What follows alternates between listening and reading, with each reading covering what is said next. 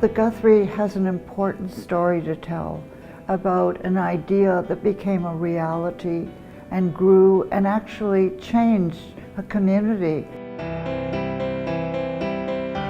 This is an astoundingly lively place. Whenever I go elsewhere, I talk about the Twin Cities as Paris on the prairie. This is an informed and educated community that sees the need, understands the need for great art. Where do you keep the archives of this activity? How did that happen? I heard a great talk by one of the Dayton brothers about his view of how that happened. I mean, all that stuff should be preserved because this is, in a way, miraculous.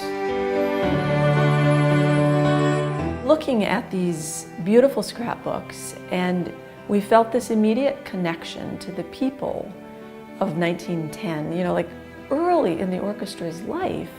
They made it possible for us to tell the Minnesota Orchestra's story in 2003. So for me, it's very much a real kind of pragmatic element to preserve your history. It's not some kind of abstract concept. There is really not an effective written language for dance that is in practical use for dance companies. So videotape is the way we keep track of what we do. Those videotapes are getting older and they're falling apart. So archiving those is one of the biggest things that dance as an art form has to deal with. Most companies don't have the resources to actually get this done. Having our materials at the University of Minnesota libraries is really crucial. There's something that's of great worth here. It's where we did the work. Penumbra has had a very active relationship with the University of Minnesota over the 36 years of this theater's history. You know, there's something special about it, and it should be at the University of Minnesota.